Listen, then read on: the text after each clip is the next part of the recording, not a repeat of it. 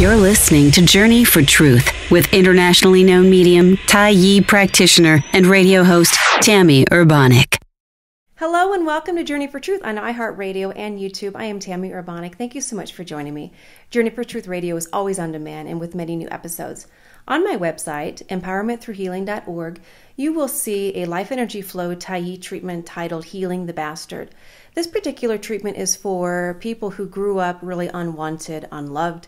Perhaps they were clothed well, fed well, they were educated, but they didn't feel like they were ever really wanted. And perhaps they were not. Perhaps it was an unplanned pregnancy or any other reason. This particular treatment can help begin releasing those feelings of being unloved, unlovable, and really propel a person forward in their healing process. So Healing the Bastard, you can read more about it on my website. Also on the website, jonalifeinstitute.com, you can sign up for their free newsletter. A new one just came out. It was full of great information, an excellent article. And if you sign up for their free newsletter, you'll always, once a month, receive that newsletter. Great articles on it, great questions and answers, just great tools for your healing. jonalifeinstitute.com. My guest this week is Randi Fine, author of Finally and Awaken from Life. Randi's own personal experience taught her how to persevere, how to heal, how to overcome obstacles, and today we're going to talk to her about that. Randi, welcome. Hi, Tammy. It's so great to be here. Thank you for having me. It's great to have you on the show. Now, what did you experience in childhood that you needed to overcome later? Well, I didn't really realize exactly what had happened to me until I was probably in my 40s. And it's typical considering the type of emotional abuse that I suffered, which is really the expertise that I work with others with, which is for narcissistic personality disorder abuse. And generally, those who have been abused emotionally like that in childhood do not really understand the depth of the damage that's been done to them. But what happens is, and what happened with me is very typical, that we end up having problems with relationships. We never really feel like grown-ups. We sort of life is an uphill climb for us. We get to be adults like everyone else when they're starting college and they're going off and they're, really becoming, they're starting to soar and become who they are. When you've been abused this way, it's really, instead of going up, you're kind of plummeting. And so life is very, very difficult. Life is very difficult to cope with for me. I was subject to many, many things in my life that were painful, basically because I was not naive, but I guess I just put myself into situations that I wasn't prepared for, didn't know how to handle them. And so I was married to a drug addict. I had terrible relationships, but I also suffered some trauma in my life. I experienced a home invasion rape when I was 22. There was a lot of things that sort of set me back. And it was really in my 40s, after I had 2 children, that I began to realize that I was really unhappy. But mainly, the unhappiness was around my parents, who I had always thought were loving people. That it's interesting. But for some reason, I've heard that before, where people have this perception that they had a really good childhood, or an okay childhood where nothing major happened, or that their parent was their best friend, and so you grew up thinking you had this close relationship with your parents? Yes. And I was in a family with a narcissistic parent. There's generally roles assigned to the children. There's the golden child, the scapegoat child, the invisible child. I happen to be the golden child. Okay. And so as the golden child, I had my mother's favor. But the favor came with a very high price tag. So in other words, instead of being loved and appreciated for who I was objectified. I was this image that my mother wanted to project to the world. And I had to keep up this perfection. I had to keep my mother very, I had to please her and keep everything peaceful and calm and do things her way in order to make my life somewhat bearable. But my home life was very, very chaotic. It was very dramatic. My parents fought all the time. It was a war zone. My sisters were abused emotionally, terribly emotionally abused, and I was the youngest one.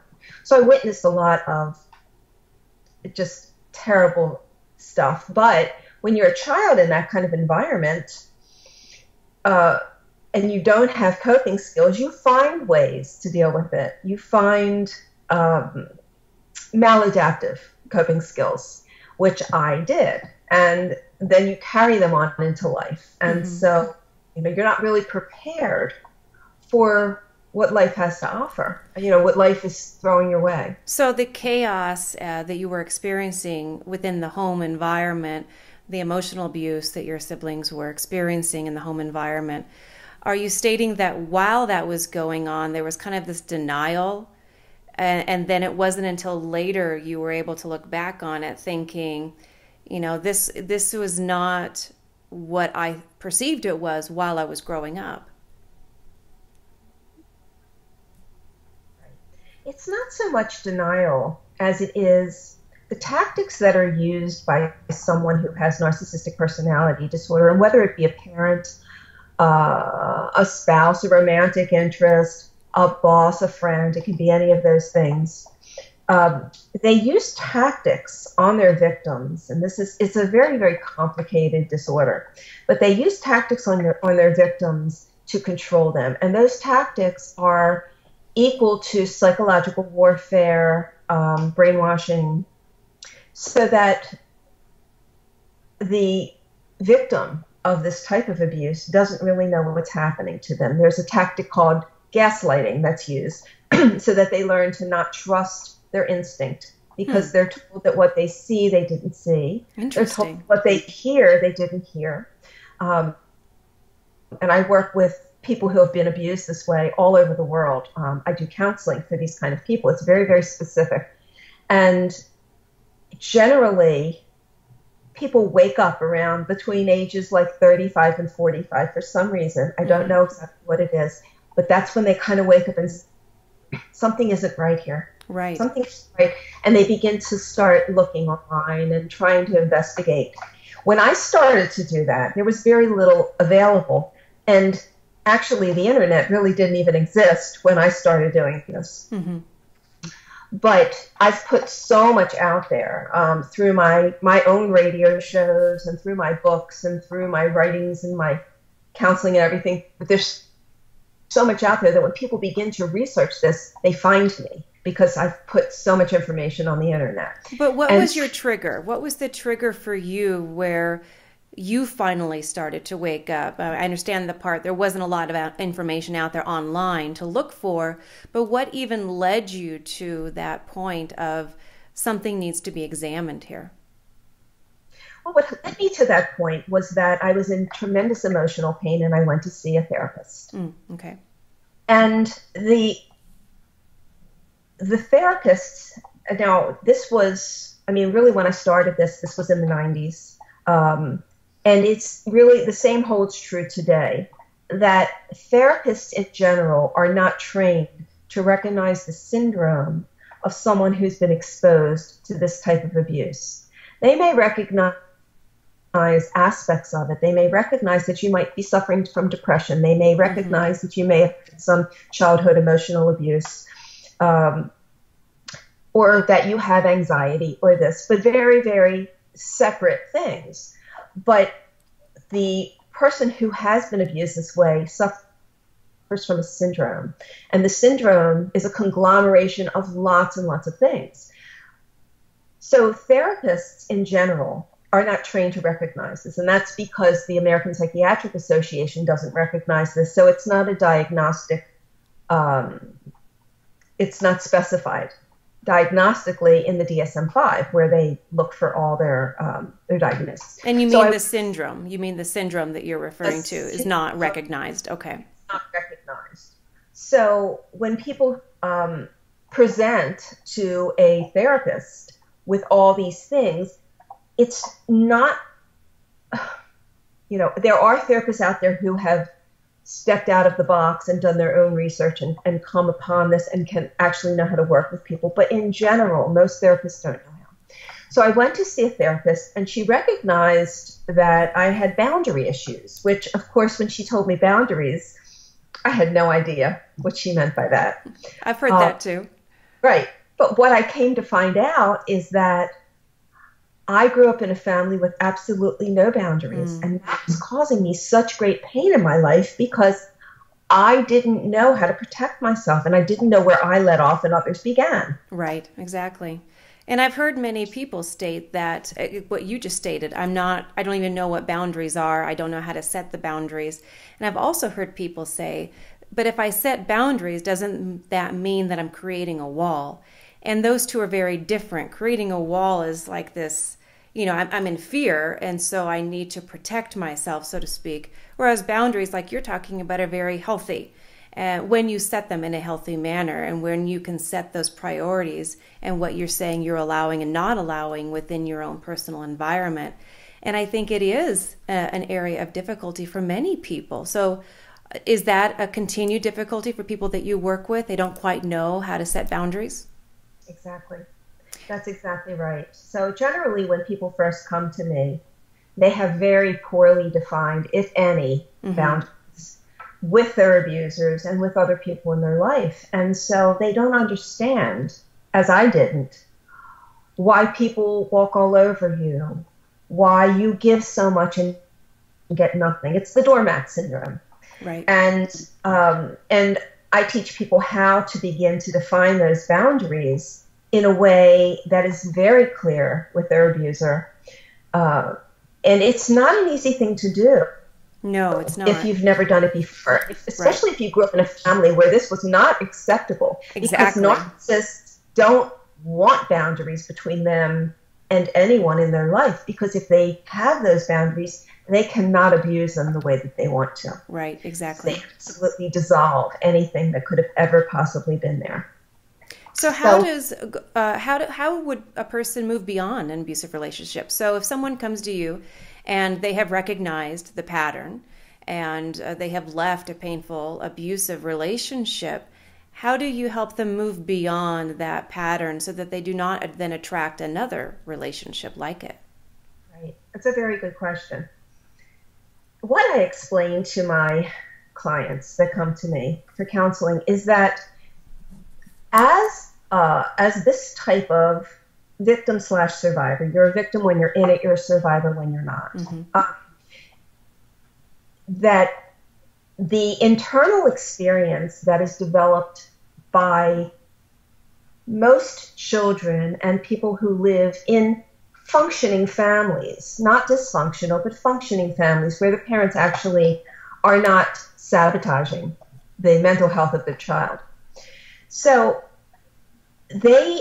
children move through stages of individuation, and they pull away gradually. So by the time they get to be adults and they're ready to go to college, they've graduated high school, they're fully functioning individuals with a self. Those who have been victimized by narcissists have none of those things. They have no inner self. They have no ability to self-validate. They don't understand what self-love is. They don't have any boundaries. And so everything in life has to be external for them, which means, because happiness is something that we draw from inside and it comes out, but those who've been victimized this way don't have that inside. So everything is coming from the outside. So they don't know who they are. They don't know if anything that they're experiencing is right. They don't know if how they feel is right. And they don't know how to trust themselves. They don't know how to trust themselves. Exactly. Perfectly. Yes, that's exactly right. So I teach people how to build the inner experience that they never have. I teach them how to find self-love, how to begin baby steps doing self-love. But the most important thing with this problem is that that we examine, we have to go back to where it began. And we have to examine the mechanisms that were used so that we can undo the confusion that's in, as was in my head, is in every survivor victim's head. Absolutely. Of this kind. Absolutely. They have to understand what was used against them that made them feel the way they do, because there's a lot of guilt, a lot of self-blame involved, especially in domestic situations, in marriages, things like that, where, we hear about domestic abuse victims who cannot get out of these relationships, and they keep getting sucked back in. And they don't understand why. People say, well, if you know he abuses you, why do you keep going back? Well, they keep going back because they've been stripped of this ability to self-validate, to self-approve, to love themselves. And they're very, very dependent. They become very dependent on these people. And it's also the confusion keeps them, as soon as that, the creator woos them back in and they know exactly how to do that, that person, the victim is right back. Absolutely. And I love how you help people take it back to their internal. You take it back first to the source of the injuries and looking at how those injuries were applied, the mechanisms, as you put it, but then also looking at what needs to change internally. And I really like that a lot, because I think that many continue to teach, you need to look externally. You need to look at how you can control your external environment. And it really needs to start internally and in the self-love, in the self-compassion, the nurturing, learning how to trust yourself, learning those boundaries is essentially, I agree, going to create change within those external relationships. So you're taking, whether it's men or women, and walking them step by step and creating that wonderful change internally so that they no longer attract an abusive relationship. Exactly. And the initial consultations, the first couple of times that I talk to someone, I'm basically validating what they've experienced, because they're not sure they have. So in other words, a person may talk about the perpetrator and say all these horrible things and then say, well, but they never beat me. Right. Or she never hit me, but she fed me and clothed me. And so maybe it wasn't as bad as I thought it was. And so there's a lot of confusion. And so the first thing that I do is validate that what they've experienced is actually true, that they have experienced very, very serious emotional abuse. Because people, there's this misconception that if you're not physically abused, that you're not abused. But emotional abuse is intangible, and it's very difficult for the subconscious, unconscious mind to deal with.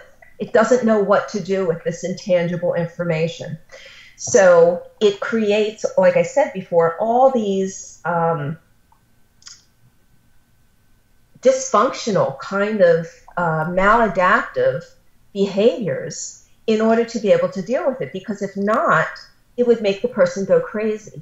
So emotional abuse is very, very, very serious and very deep.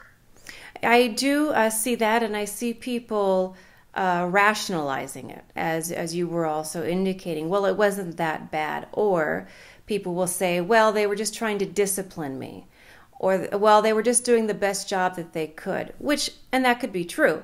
But it's still trying to, in some cases, and what I've seen, trying to sugarcoat the situation, trying to rationalize the situation, which really does a disservice to the person who was abused in knowing the depth of the injuries and therefore the depth of the healing that needs to occur if that person wants to truly see those injuries dissolve or transform into something different.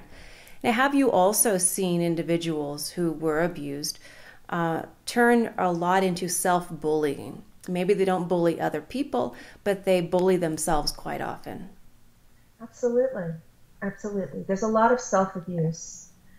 And that is actually taught to them because they are taught that they don't matter in life. This is what I experienced as a child. And when I talk about this, I'm talking about the basic source of all this, because generally if someone is entering romantic relationships or those kind of relationships that are with a narcissist and there are no boundary systems, they've learned this somewhere. It didn't just begin at that point. It began in childhood somewhere where Right. they were not taught that they mattered. Mm-hmm. A narcissist teaches his or her children that that the world revolves around the narcissist and that the child is just there to serve them. Mm-hmm. So you're taught that you don't matter. So of course, when things happen, there's a lot of self-blame and a lot of guilt. And what did I do? You're also blamed when things don't go right with the parent. Mm-hmm. You're told it's your fault all the time. And it's your job to keep them happy. And you cannot possibly keep them happy. So you're forever feeling guilty. Yes, so there's a lot of self-bullying that goes on as a result of that. And that type of relationship dynamic can continue even into the parent's elderly years, where now the grown child, the adult child, is still expected to take care of the aging parent, and they continue that cycle of abuse. I've seen that as well. It's true. My mother is 87 and my father is 92. They have continued abusing, which is why I've gone no contact with my parents and that's an option that is up to each survivor to choose. I tried to bridge the gap. I tried to set boundaries, but the boundaries that I set were very clear. And I said, if you cross them, that's it. This is your chance. I'm telling you, this is how it has to be. If you cross those boundaries, you've lost the chance, because you have to be very, very tough with these people. If you let them step one toe over the line, you lose every kind of boundary you've gained. So I've chosen to do that, which was a very difficult decision. Now, what are some ways that people can, maybe some listeners who are listening to our conversation and they think, well, that happened to me, I had that experience, or maybe my partner had that experience, or a friend. How can people learn to find their own personal truths? How to identify who they are as an individual after years of being told they don't matter or being made to feel they don't matter? I wish I could say that that's something that could be a personal journey. It cannot be done without professional help. It can be, some of it can be done, but in order to be able to really move beyond this and assure that you will not be victimized again in your life by other people, other relationships, it is so very deep and so very complicated. It's very tangled, and you need someone that can help you at least get it untangled so that you can begin to see the truth and see that you're okay. Because the first thing that we feel as these victim survivors is that we're not okay, that everything about us is wrong, that we're unlovable, we're unlikable, we don't fit into this world, we're weird, we're odd, all these kind of things. Mm-hmm. So it's pretty impossible to find this without having someone such as myself to help them unravel this. And generally, because I know this inside and out, not only have I lived it, but I've researched it, and I've worked with so many people that have this. Usually after about a month, maybe 4 phone calls, I can pretty much get them where they're on their own, and then they can begin to grow. I give them tools, and they can begin to grow and move forward. But we have to get that basic stuff untangled first. Mm-hmm. I agree. Many people do need some support. They need that extra assistance to help them see something that perhaps they've been missing. What are some questions you guide your clients to ask within themselves and seeking personal answers? That's a good question. One of the things I ask them is if they felt loved by their parents and if they love their parents. And everyone will say that they love their parents. And then I say, why? Tell me why you loved your parents. And they'll say, well, they gave me shelter. Mm-hmm. They gave me food.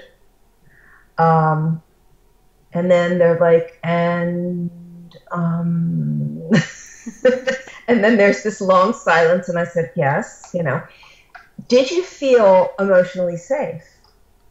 Well, what do you mean by that? Well, did you feel like your parents had your back at all times, no matter what, no matter who you are? Were you unconditionally loved, or was there always a condition on loving you because you had to be a certain way? This is where I start with people. And then this light bulb goes off and they go, oh, wow. And then I say, do you understand what love is, what unconditional love is? Mm-hmm.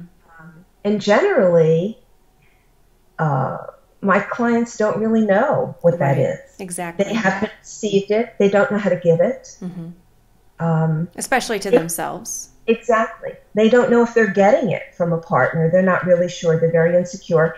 And I stress very strongly that anyone who has gone through this, who has children of their own, if not to heal for themselves, to please do it for their children, because if you do not create this within yourself, you will pass this legacy on to your children. There's no way not to.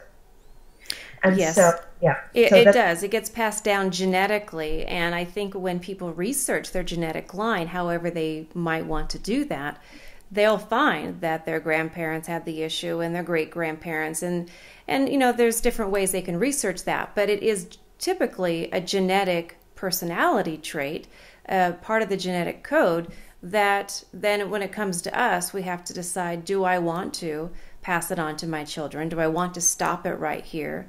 Do I want to heal it for myself? And that is a great question to ask clients. Do you want to heal? And I think a lot of people say yes because they want to see change.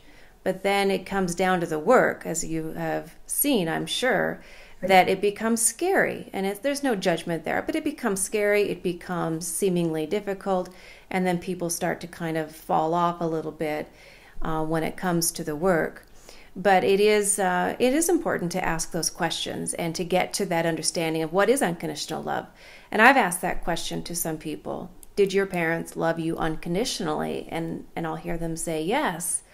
And they'll say, well, but I was judged. I was told how to do, what to do. I wasn't really able to express my individuality. Well, that's not unconditional love. That's something different.